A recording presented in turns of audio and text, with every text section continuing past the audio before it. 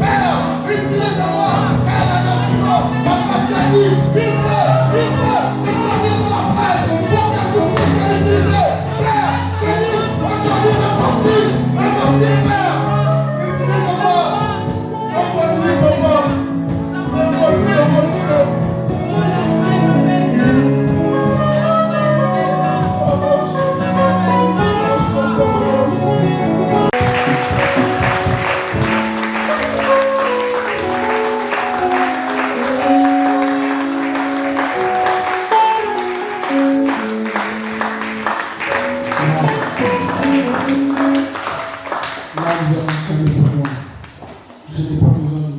Je n'ai pas besoin de gloire.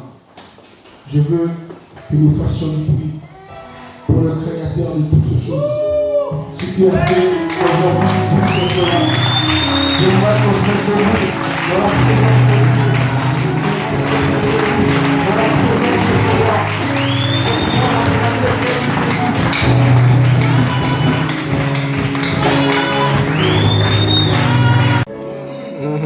Je ne parle pas d'un homme mais de chair. Je ne parle pas d'un homme, mais je parle du Créateur de toutes choses. Mes frères, vous savez, on est en train de passer un moment où le monde ne sait plus où donner la tête. Où le monde, moi je dis le monde est malade. Le monde est malade. Ce pandémie coronavirus est en train de rendre les gens fous. Les gens ne savent plus où aller. On a passé 3 mois ou 4 mois de confinement. On ne pouvait pas sortir. Mais toi et moi, Dieu nous a gardés. Toi et moi, Dieu nous a protégés. Toi et moi, Dieu nous a fait de tout être là. Donc, quand je dis, et la terre pour le roi des rois, on se rend de la terre, pour le raison, pour le remplacer, pour le rêve, pour le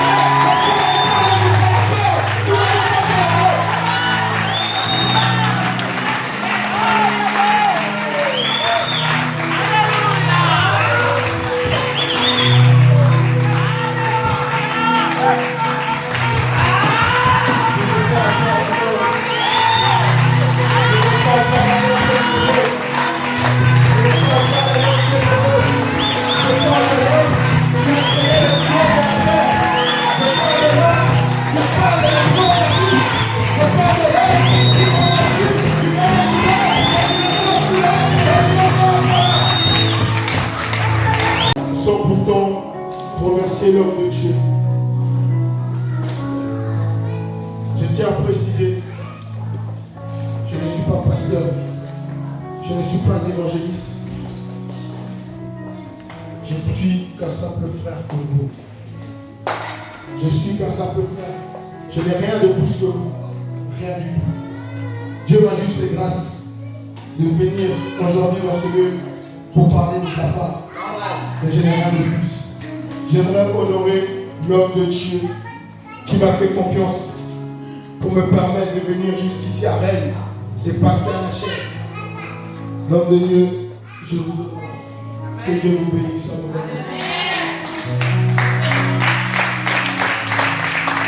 Je tiens aussi à remercier toute son équipe, le groupe de louanges, maman pasteur, les personnes qui travaillent à la Julie, l'église entière. Que Dieu vous bénisse. Parce que de nos jours, organiser le culte de jeunes, il n'y en a pas beaucoup qui le font. Beaucoup de gens ont peur de laisser les jeunes prendre la chair, prendre le micro pour s'exprimer. Mais vous avez donné cette chance. C'est pour ça que Dieu vous bénisse. Et je ne peux non plus commencer cette prédication sans pourtant avoir une pensée pour mon Père spirituel. Certes, si aujourd'hui je suis dans ce lieu, il a dû donner son autorisation pour que je puisse être là. C'est pour ça que j'honore mon Père spirituel, le pasteur Rifan Ayou. Il n'est pas là, et si Dieu fait grâce, peut-être une autre fois, il sera des nôtres. Amen. Amen. En tant que jeune, il m'a formé, il m'a donné la chance de pouvoir œuvrer. Il m'a donné la chance, il a cru en moi, il a cru en mes capacités. Il n'a pas regardé comment je menais ma vie, il n'a pas regardé de la manière dont je me comportais, mais il a cru en moi. C'est pour ça que je bénis cet homme. Amen. Sans plus tarder, nous allons rentrer dans notre but du sujet. Je bénis aussi mon frère Fabrice, que Dieu te bénisse abondamment. Hier, il nous a prêché, il nous a parlé de l'onction, il nous a parlé des jeunes oins. Parce que dans ce lieu, je vois beaucoup de jeunes oins. Aussi des mamans ointes et des papas oints. Parce que C'est un événement de jeûne, il n'y a pas que des jeunes. Amen. Je te remercie, mon frère. Hier, il nous a parlé d'une jeunesse honte. Mais moi, ça me tient à cœur de vous parler d'une jeunesse pour Christ. Une jeunesse pour Christ. Amen. C'est pour ça, nous allons lire Joël chapitre 2, verset 28. Dans d'autres versions, ça s'arrête. Le chapitre 2 s'arrête au 27. Mais si ça s'arrête au 27 chez vous, donc il faut passer à Joël 3, verset 1. Oui. La Bible dit, après cela, je répandrai mon esprit sur toute les chair. Vos fils et vos filles prophétiseront. Vos vieillards auront des songes et vos jeunes gens des visions. Vos vieillards auront des songes et vos jeunes gens des visions. Dans ce verset,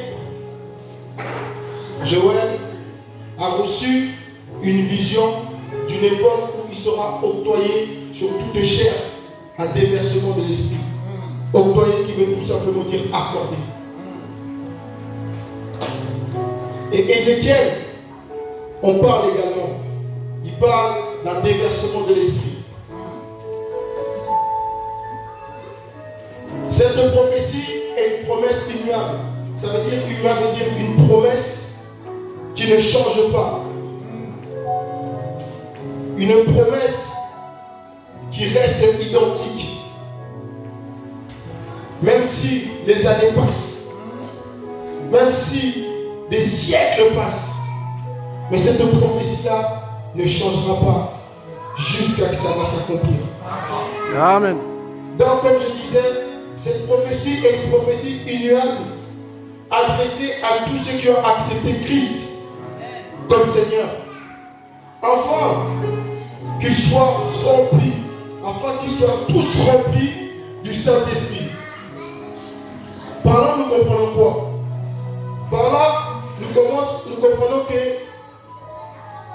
ce déversement de l'Esprit est accordé à tous les croyants qui ont accepté Christ dans leur vie comme Seigneur et Sauveur. Il est accordé à tous les croyants. Je ne parle pas seulement des jeunes. Là, je parle à tous les croyants. Maman, papa, enfant, tout le monde. Dès que tu as l'âge de comprendre le bien et le mal, et que tu connais Christ et tu l'as accepté dans ta vie, cette prophétie-là, elle est pour toi. À tous les croyants. Mais spécialement chez les personnes qui sortent parler de la part de Dieu. Ce qui veut dire qui sortent évangéliser, qui sortent annoncer la bonne nouvelle, qui sortent répandre sa parole en dehors que ces 4 heures. Spécialement, c'est réservé à ces hommes-là. Je m'explique. Toutes les personnes qui participent à des évangélisations seront prêts et disponibles à recevoir les dons venant de la part de Dieu, par lesquels ils peuvent accomplir des miracles, des prodiges, des guérisons de malades, tout tas de choses, mais pour la gloire de Dieu. Parce que ces gens, ils sont en service pour l'éternel. Ils sont en œuvre. Ils œuvrent pour l'avancement de l'œuvre de Dieu. Mais les personnes, donc, je parle toujours des croyants, des chrétiens. Aujourd'hui, chrétien, pour moi, c'est un nom. Chrétien est devenu un nom. Parce que nous voyons, il y a des chrétiens, mais dans ces chrétiens, il se trouve des personnes qui se disent chrétiens, mais c'est juste des croyants. Ils croient seulement qu'il y a un Dieu qui existe, mais ça ne va pas plus. Car pour moi, chrétien, si on vient vraiment chrétien, c'était à l'époque des apôtres. quand c'était en Antioche, dans cette ville, quand ils ont vu les disciples qui marchaient, les gens les regardent. Oh. Mais ces gens-là, ils ne sont pas comme l'autre là qu'on a arrêté là-bas. Ils habillent pareil, comme lui. Ils parlent comme lui, ils marchent comme lui. Ils font tout. C'était des chrétiens. Parce que ces gens-là étaient à la ressemblance de Jésus. C'est là qu'on a appelé les chrétiens des chrétiens. Mais aujourd'hui, il y a des gens qui sont dans ce mot chrétien, mais on ne sait pas à qui ils ressemblent. Donc, comme je disais, mais aux chrétiens qui ne participent pas à des évangélisations, qui restent sagement assis sur les bancs de l'église, les dimanches ils viennent, ils écoutent la parole de Dieu, après ils rentrent chez eux, ou encore pire, ceux qui restent carrément à la maison à ne rien faire. Bah pour eux, il n'y a pas d'effusion de l'esprit. Pour eux, il n'y a rien. Il n'y a rien. Effusion qui veut tout simplement dire aussi déversement. Il n'y a rien. Pour eux, il n'y a rien. Parce qu'ils ne sont pas en œuvre. Ils ne travaillent pas. Comme je vous ai dit, cela est réservé pour les croyants qui travaillent pour l'avancement de l'œuvre de Dieu.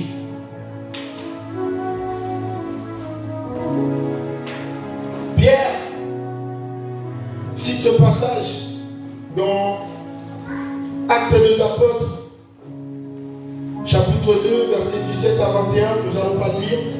Pierre dit que c'est le jour de la Pentecôte que l'accomplissement de la prophétie de Joël s'est accompli. Donc, ce jour-là, dans la chambre haute, où il y avait tous ces croyants, quand il y a eu l'Esprit qui est descendu sur eux, c'est ce jour où ce verset que nous venons de lire, Joël 2,28, s'est accompli. C'est ce jour-là. Depuis ce jour, vous et moi, on a droit. En quelques mots, je peux dire même, c'est notre héritage. Si tu crois et tu sers Dieu, c'est ton héritage. Tu as le droit. Tu as le droit.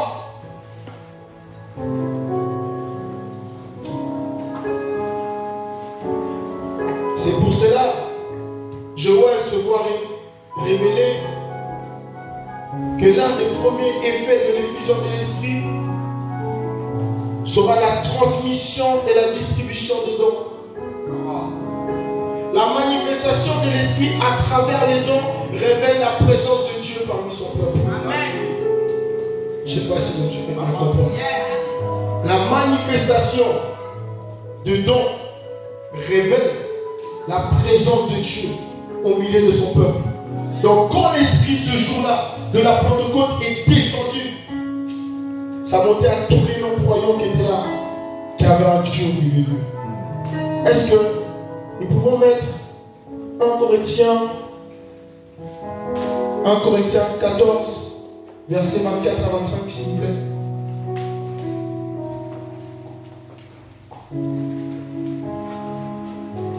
Est-ce que quelqu'un dans la salle pourrait lire pour la gloire de Dieu? Merci ma soeur.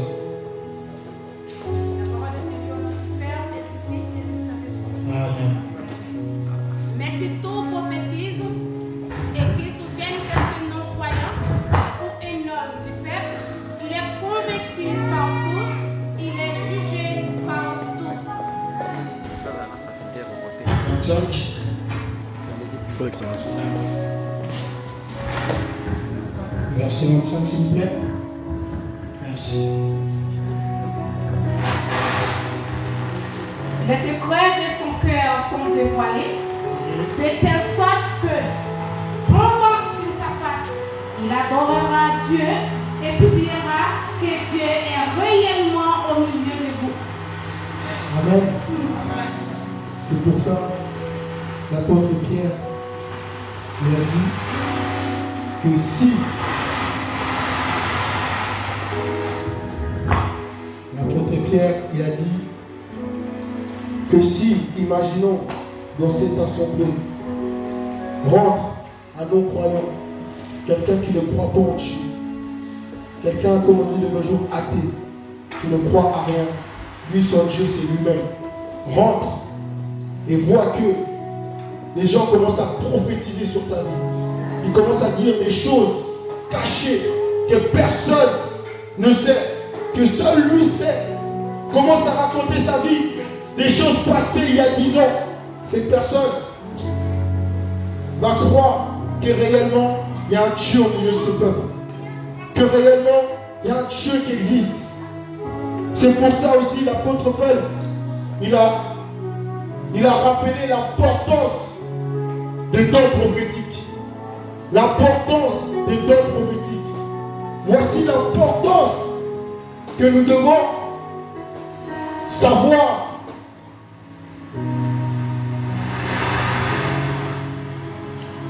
Quand nous servons Dieu, il doit avoir des dons qui est distribué à chacun.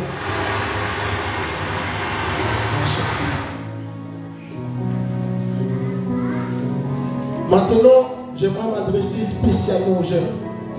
Parce que cet événement, c'est une jeunesse pour Christ.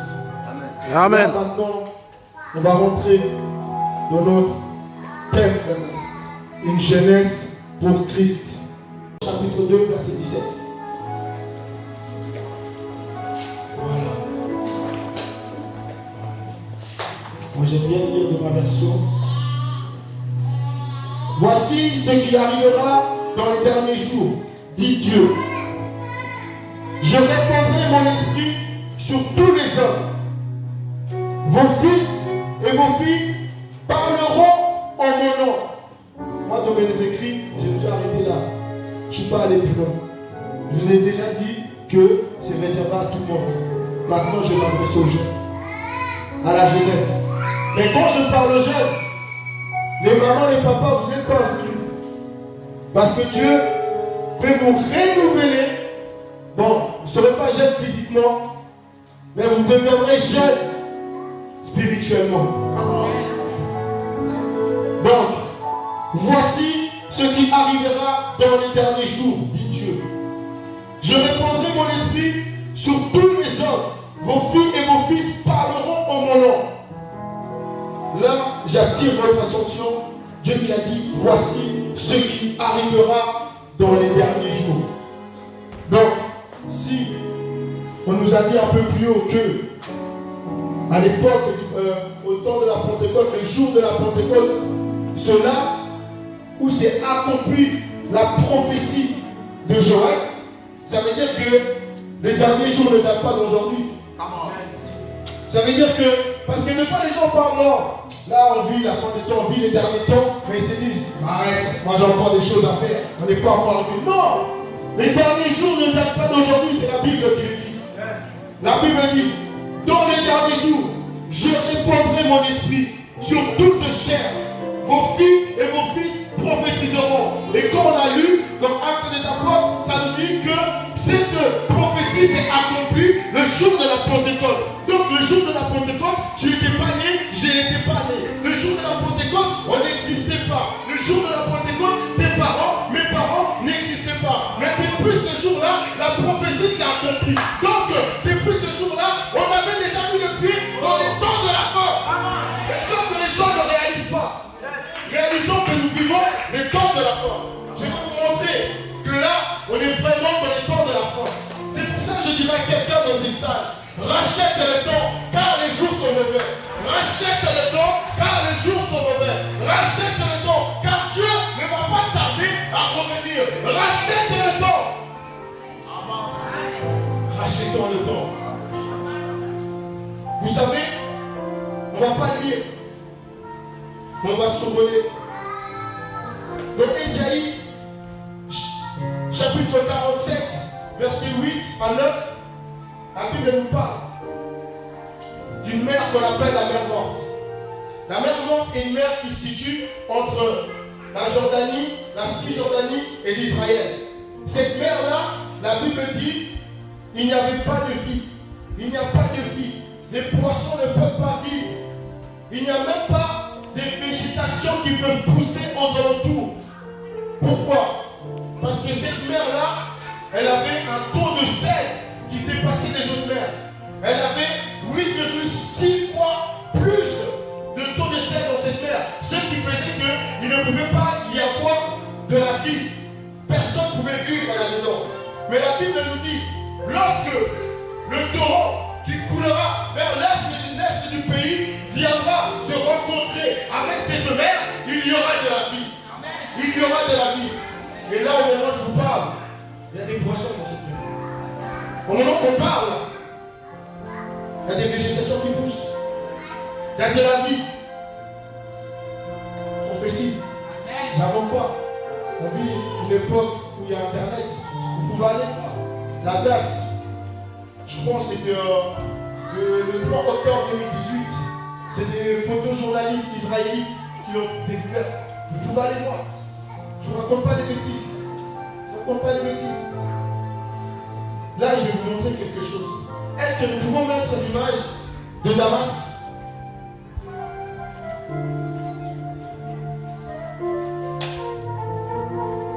Damas. Juste avant. Damas. Ça, c'est Damas aujourd'hui. Damas d'avant, comme c'était.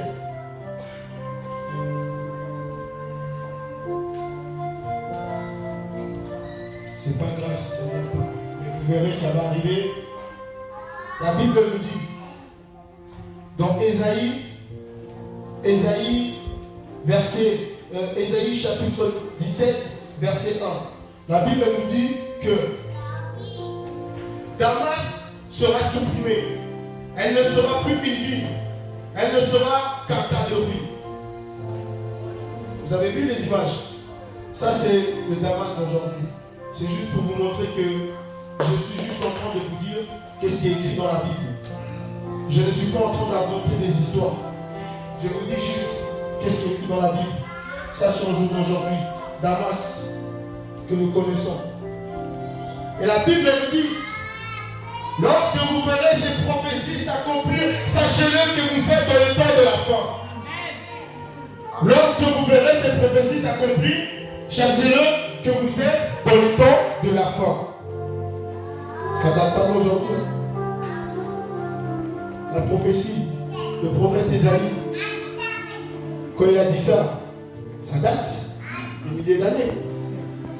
Mais aujourd'hui, si ça accomplit, on est dans le temps de la fin. Donc je veux dire à quelqu'un, à une personne dans cette salle, réalisez le temps que nous sommes en train de traverser, le moment que nous sommes en train de vivre. La Bible l'a dit. Quand vous verrez ces prophéties s'accomplir, sachez-le que vous êtes dans le temps de la fin. Joël nous dit, dans les derniers jours, donc dans les derniers temps, je répandrai mon esprit sur toute chair, vos fils et vos filles prophétiseront. Donc ils parleront de la part de Dieu. Donc je veux juste dire à une personne dans cette salle, le temps est arrivé où nous devons nous lever. Le temps est arrivé où nous devons sortir, parler de la part de Dieu. Si j'ai quitté Genève pour venir jusqu'à ce lieu, ce n'est pas pour vous montrer comment je parle, ce n'est pas pour vous montrer comment je suis habillé, mais c'est juste pour parler de la part de Dieu. J'aimerais qu'un jeune, qu'une personne dans ce lieu puisse se conscientiser, savoir que le temps que nous sommes en train de passer, c'est les derniers jours. Nous vivons les derniers jours, c'est écrit dans la Bible. C'est écrit. Non, aujourd'hui je ne suis pas là pour faire plaisir à quelqu'un, pour dire que Dieu vous bénira. Non. Je suis là pour que quelqu'un puisse sauver sa vie. Moi, ce qui m'importe, c'est ta vie. Ce n'est pas tes bénédictions, ce n'est pas les voitures, ce n'est pas le mariage, ce n'est pas ton travail, c'est ta vie.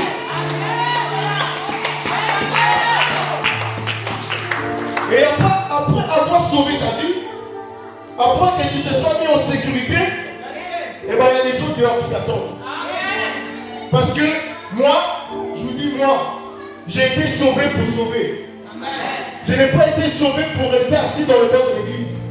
Moi, on m'a sauvé pour sauver les autres. Amen. Parce que sinon, Dieu me demandera des comptes. Vous pensez que les derniers jours, quand on arrivera au paradis, on va arriver au paradis comme ça, on va voir Dieu. Oh Dieu, va dire, bon, tout, qu'est-ce que tu as fait durant ta vie sur terre? Ah, j'ai obéi tes commandements, je t'ai accepté comme Seigneur et Sauveur de ma vie, j'allais à l'église, et voilà. Il va dire, et les autres? Et les autres? Hein? égoïstes et les autres. Dieu a dit dans sa parole, allez et faites de toutes les nations mes disciples. Dieu n'a pas dit, si tu veux, sors dehors, va faire des synagogues. Il a dit, allez. Quand il y a quelqu'un, allez, c'est un ordre. Aujourd'hui, vous dites, enfant de Dieu, on est dans la famille de Christ. Vous devez obéir à l'autorité suprême qui est Dieu lui-même. La soumission, si tu veux être béni, va te soumettre à la parole de Dieu. Sans la soumission, il n'y a pas de bénédiction. L'obéissance vaut mieux que les sacrifices. Après l'obéissance, viendra la bénédiction. Tu peux donner ton argent tous les dimanches. Tu peux venir acheter des caméras. Tu peux acheter des voitures. Tu peux venir offrir des choses au pasteur. Mais si tu n'obéis pas à la parole de Dieu,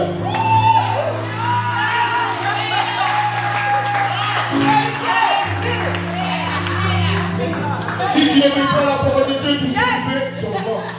Ça ne sert à rien. L'obéissance vaut mieux que les sacrifices.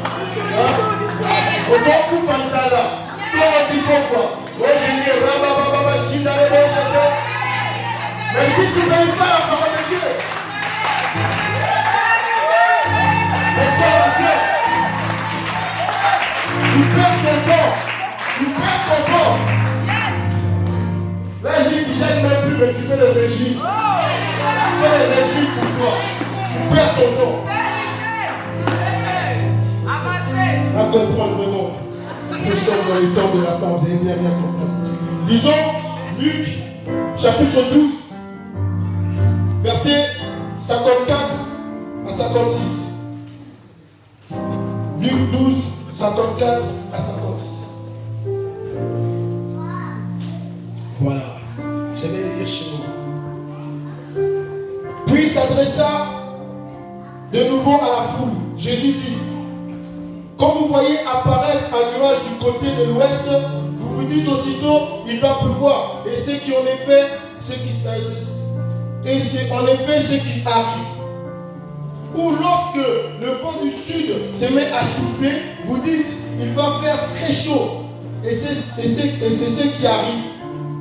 Hypocrite que vous êtes. Hypocrite que vous êtes. Puisque vous savez, puisque vous êtes capable d'interpréter correctement les phénomènes de la terre et les aspects du ciel, comment se peut-il que vous ne puissiez pas comprendre dans quel temps vous vivez? Jésus nous incite d'hypocrite. Hypocrite que vous êtes. Vous savez, en Afrique, nos ancêtres, quand ils voient les nuages, commencent à se rassembler, ils disent, ah, il fait beau. Vous arrivez à interpréter correctement les phénomènes. Vous vivez. Vous n'arrivez pas à savoir que nous sommes dans les temps de la fin. Nous sommes dans les temps de la fin. De nos jours, nous voyons, quand on regarde la télé, on voit ce qui se passe aux États-Unis. Moi, ça me fait rire.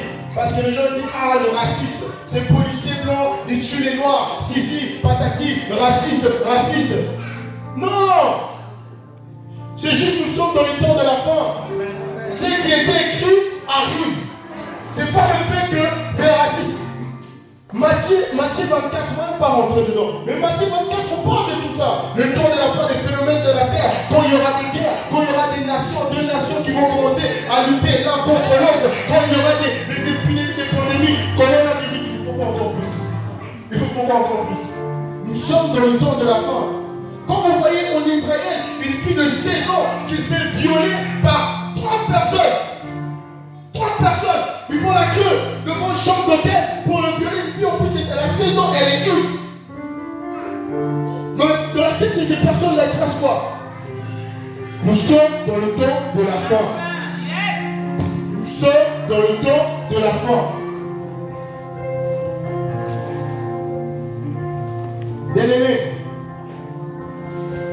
le temps n'est plus à venir seulement s'asseoir dans les bords de l'église. C'est plus ce temps-là. Le temps n'est plus à rester à la maison. C'est plus ce temps-là. Le temps n'est plus à regarder les pasteurs, les hommes de Dieu passer nous prêcher. C'est plus ce temps-là. Le temps est arrivé où tu as quelque chose à aller prendre auprès de Dieu. où tu as une promesse immuable, comme j'ai dit au début, qui ne change pas, qui va s'accomplir. Il va changer seulement le jour où tout le monde va saisir cette opportunité, tout le monde va saisir ses dons, et après, ils vont se mettre en marche pour aller sauver les autres. Le temps est à l'évangélisation. Les gens sont en train de mourir dehors. Les gens sont en train de mourir. On nous a sauvés pour sauver les autres. Mais quand on t'a sauvé, tu ne peux pas sauver. Dieu ne peut pas répondre ses talents sur vous si vous ne parlez pas de sa part. Pourquoi on voit des gens qui font des miracles, des gens qui guérissent les malades, les gens qui ressuscitent les morts? C'est toujours des évangélistes, des apôtres, des gens comme ça. Pourquoi? Parce que ces gens-là ont compris. Ces gens-là ont compris. Ce n'est pas en restant derrière la chair tous les dimanches à dire oh, baba, oui, bien aimé, oui, aujourd'hui on a la salle à payer, oui, bien aimé, oui, Dieu va vous bénir, Dieu va vous ramener dans une autre dimension. Non, si tu veux que Dieu te ramène dans une autre dimension, mets-toi à genoux, commence à prier, après lève-toi et mets-toi en marche. Mets-toi en marche.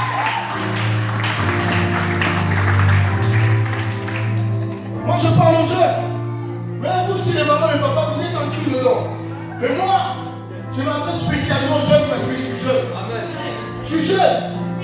Je suis comme vous. J'ai rien de plus que vous. Vous voyez là, mais j'ai rien de plus que vous. J'ai mon diplôme comme vous. Je travaille comme vous. Je gagne mon argent comme vous. J'ai mes projets, mes activités comme vous. La seule différence, c'est que je sors parler de la part de Dieu. Je sors parler de la part de Dieu. Je sors parler de la part de Dieu. Je sors évangéliser. Vous savez, à Genève, avec mes frères, nous, on a tellement ce compassion-là des âmes. On a compris en fait. On a compris que le temps que nous sommes en train de passer, c'est mauvais.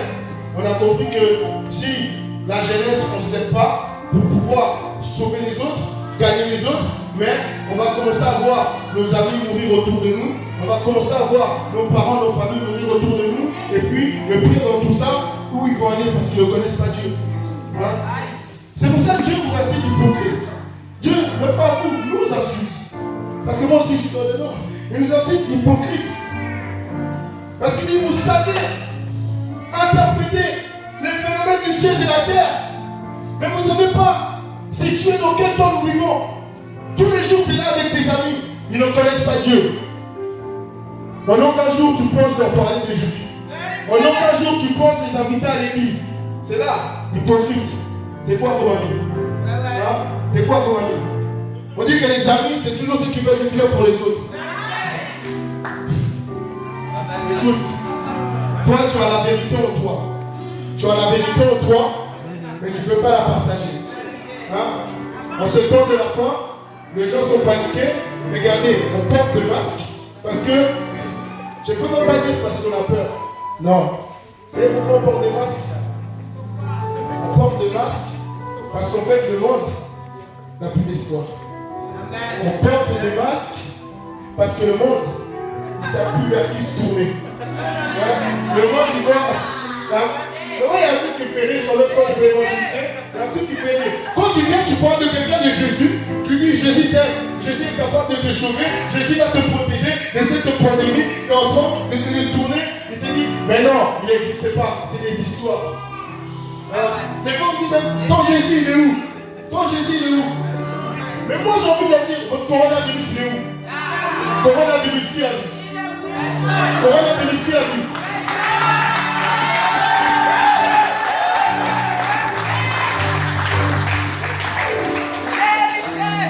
Coronavirus, personne n'a vu, mais pourtant il fait des morts. Coronavirus, personne n'a vu, mais pourtant les hôpitaux sont remplis. Coronavirus, personne n'a vu, mais les chiffres, maintenant tu regardes, dans les informations, continuent à monter.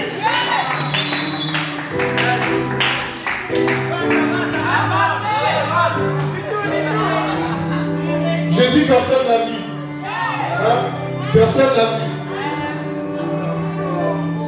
Jésus, personne n'a vu, mais pourtant c'est cet homme-là qui il te donnera la vie éternelle. Jésus, personne n'a vu, mais sans lui, tu ne pourras pas aller au ciel. Vous savez, tu ne peux pas construire un immeuble sans la fondation. Amen. Tu peux demander aux maçons, ils te le diront. Sans aéroport, il n'y aura pas d'avion. Ils vont enterrer vous. Sans carburant, il n'y aura pas de voiture. Mais moi, je vais te dire maintenant, sans Dieu, il n'y a pas d'homme. Sans Jésus, tu n'es rien. Sans Jésus, tu n'es rien. Sans Dieu, il n'y a pas d'homme. Sans Jésus, tu n'es rien. Sans Dieu, il n'y a pas d'homme. Sans Jésus, tu n'es rien. Sans Dieu, il n'y a pas d'homme. Et sans Jésus, tu n'es rien.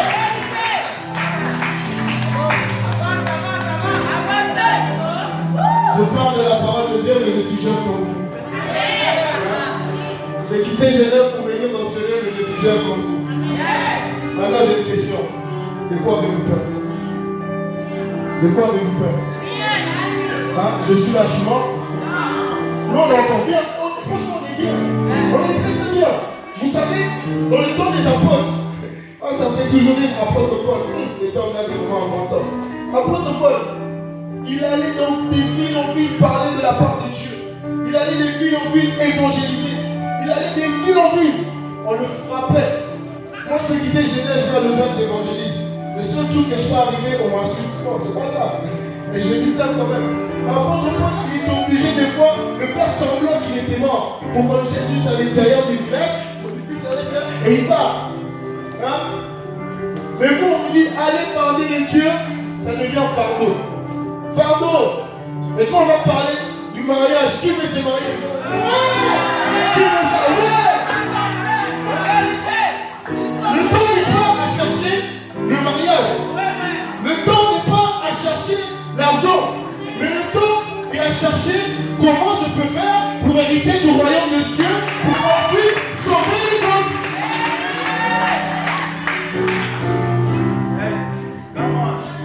Je répète, on a été sauvé pour sauver. On a été sauvé pour sauver. Amen. La Bible dit, nous sommes la lumière du monde. Nous sommes la lumière du monde. Et pourquoi la lumière se cache entre quatre murs? Nous sommes la lumière du monde.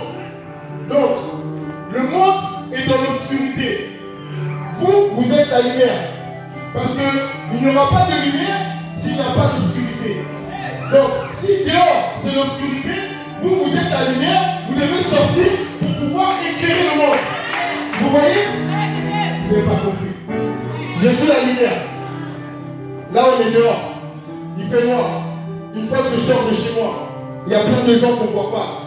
Ils cherchent le chemin où aller. Moi, maintenant, je suis la lumière. En sortant de chez moi, je montre le chemin. En sortant de chez moi, je leur montre le chemin. Je leur dis, c'est ça le chemin. Le chemin, c'est Jésus.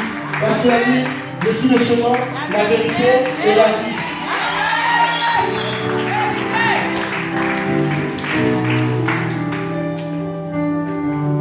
J'aimerais dire à quelqu'un, le temps est arrivé. Le temps est arrivé. Le temps est arrivé où nous devons nous lever. Le temps est arrivé où nous devons commencer à sortir, parler de la part de Dieu. Vous savez, en fait, moi je comprends ce qui vous fait peur. J'ai compris. En fait, vous, ce qui vous fait peur, c'est quand on dit sortir, parler de la part de Dieu. Donc, tu te vois au milieu de la place là-bas, République, en train de crier, Jésus t'aime! Je vous ai dit, répondez-vous, sinon vous allez mourir. La fin du monde approche. Oui, mon frère, si tu ne te réponds pas, c'est la mort. Et là, tu as quelqu'un qui t'insulte. Fermez-la! Oh! Vous avez peur, en fait, de parler à haute voix, de crier. Vous avez peur hein, de crier, parce que quand on dit parler de la part de Dieu, vous voyez direct. Regardez. Si je vous dis, en prenant ce flyer, je descends, je viens, je dis, Jésus vous aime. Sur le flyer, c'est écrit l'amour de Dieu. Quand il va l'ouvrir, il y a des versets qui vont sauver son âme. Je n'ai pas parlé de la part de Dieu. J'ai dit combien de mots? J'ai crié? Non. J'ai crié? Non. J'ai juste distribué quelque chose. Ça s'appelle évangéliser. C'est ça le cœur d'un évangélisateur. En fait, pour être une personne qui parle de la part de Dieu, il faut déjà avoir compris le temps que nous passons, le temps dont nous vivons. Et une fois que tu auras compris le temps dans lequel nous sommes en train de passer, tu vas maintenant comprendre l'importance qu'il y a à aller parler de la part de Dieu. Tu vas comprendre l'importance d'aller sauver les autres. Parce que, croyez pas qu'au ciel, on sera tous là comme ça. Non, il y aura des places. Hein. Il y a des places. Pourquoi on dit dans la Bible, quand une vie est sauvée, c'est la fête au ciel. Quand une âme est gagnée, c'est la fête au ciel. En fait, pour pouvoir gagner quelque chose, il faut déjà qu'il y ait une compétition. Pour pouvoir gagner quelque chose, il faut qu'il y ait un combat. Deux boxeurs qui se battent, à la fin, il y en a un qui remporte le trophée. Et celui qui gagne, il fait la fête. Pour gagner les âmes, c'est aussi un combat. Entre le monde spirituel et le monde de ténèbres. C'est un combat. Et une fois que ce combat est gagné, tu peux récupérer ce trophée qui est là. Une fois que cette âme est gagnée, c'est la fête. Et tous les âmes que tu gagnes des couronnes qui vont te permettre d'avoir une meilleure place au ciel. Tu n'auras pas la même place que Paul. Tu n'auras pas la même place. En restant assis sur le banc de l'église, tu n'auras pas la même place que Paul. Vous savez, je vais aller vite parce que je pense que je dois finir. Vous savez, moi, dans ma vie, je n'ai pas toujours été là à parler de Dieu. Je suis jeune. Je suis passé dans les mêmes situations que vous. Dans les mêmes états. Moi, je pense que dans ma vie, j'ai fait plus que la plupart des jeunes qui sont là. Enfant de pasteur. Mais j'ai côtoyé les boîtes de nuit comme pas possible. Nous, les week-ends, surtout les week-ends, nous, avec mes amis, on disait toujours, ouais, ce soir, on va faire doublette. Ou ce week-end, on va faire doublette. Doublette, ça veut dire qu'on sort vendredi, et on sort encore samedi. Si par chance, il y avait congé, jeudi, vendredi, samedi. Moi, je fumais. Que ce soit cigarette, que ce soit joint. Je fumais. Je finissais l'église. On te prêche. Tu finis l'église, tu vas dehors. Je fume mon joint. Je fumais. Les filles, je ne vous en parle même pas. Mais aujourd'hui, je suis là. Je parle de la part de Dieu. Pourquoi?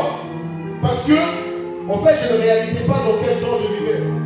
Je ne réalisais pas l'importance de parler de Dieu. Je n'avais pas eu ce déclic. Je n'avais pas eu la conscience que Dieu m'a choisi. Parce que la Bible dit, dans le dernier jour, je répondrai mon esprit sur toutes les chairs, vos fils et vos filles. C'est vous, c'est moi. C'est nous les jeunes, on doit s'élever. C'est nous les jeunes. Si vous allez sur YouTube, vous tapez Mission Évangélique Shekinah, vous allez voir des vidéos, on sort évangéliser. Que ça soit dans les métros, dans les trams, on s'en fout. Pourquoi? Parce qu'on sait ce qu'on fait, ça va sauver quelqu'un. Il faut avoir la compassion des âmes. Dieu, quand il guérissait quelqu'un, la Bible dit toujours, Dieu a eu compassion, était ému de compassion. Être ému de compassion, c'est se mettre à la place de l'autre et ressentir ce qu'il ressent. Quand je me suis mis à la place des gens qui fument, moi-même, étant un grand fumeur, quand je me suis mis à la place des gens qui allaient rechercher, je ne sais pas moi, on parle de lui qui allait là-bas, qui cherchait la vérité là-bas, il ne fume pas. J'ai dit, en fait, c'est ça qu'ils ressentent. C'est par là que tu peux seulement être ému de compassion. Quand tu ne sais pas ce que l'autre ressent, tu ne pourras jamais être ému. C'est pour ça que je dis, lèvons-nous la jeunesse, lèvons-nous, impactez notre génération. On est là pour impacter. Moi, quand j'étais dans le monde, j'impactais ma génération dans le monde. Mais quand je suis venu en Christ, je me rappelle encore, c'était en 2016, vers septembre, j'ai fait une prière. J'ai dit à Dieu, Dieu, comme j'ai impacté ma génération dans le monde, je veux aussi impacter ma génération en Christ. Et un aujourd'hui me voilà. Je ne suis pas là pour vous faire plaisir. Je suis là juste vous dire, l'heure est arrivée. L'heure est arrivée où il faut sortir servir Dieu. L'heure est arrivée. C'est pour ça, mes frères, mes soeurs, premièrement, commencez par arranger votre vie. Arrangez votre vie avec Dieu. Parce que ça ne sert à rien de sortir sauver les autres si toi-même tu ne peux pas sauver. Amen.